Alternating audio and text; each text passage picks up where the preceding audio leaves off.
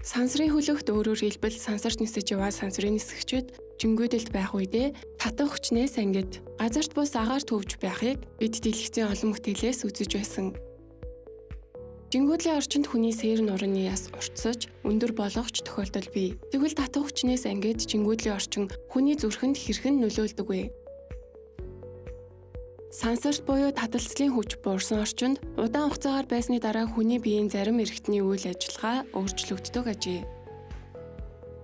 Сансрын орон зайд удаан хугацаагаар байх нь зүрхний үйл ажиллагаанд тийм ч таатай нөлөөтэй биш бөгөөд зүүн тийшээгээ налуу доошоо урагшаа чиглэлтэй зүрхний хэлбэр дугуй хэлбэртэй болж өөрчлөгддгийг Техасын анагаах ухааны их сургуулийн зүрх судлалын мэргэжилтэн тогтоожээ. Дэлхий дээр байгаа хүний зүрх цусыг судсаар дамжуулан бүх биеэр жигд шахахын тулд зогсоо зайгүй ачаалдаг бол таталцлын хүчнээс ангид байх үед зүрх цусыг шаардлагатай хэсгүүд рүүнд судсаар хангалттай шахаж чадахгүйгээс зүрхний ачаалал багасч үр дүнд нь зүрх булчингийн масаа алддаг байна. Энэ тохиолдолд хангалттай дасгал хөдөлгөөн хийх эсвэл зүрхэнд ачаалал өгөх кардио дасгал хийхгүй бол зүрхний булчингийн мас алдагдах эрсдэлтэй болохыг эрдэмтэд тогтоожээ. Сансрын орчинд мөн цусны даралт буурдаг аж.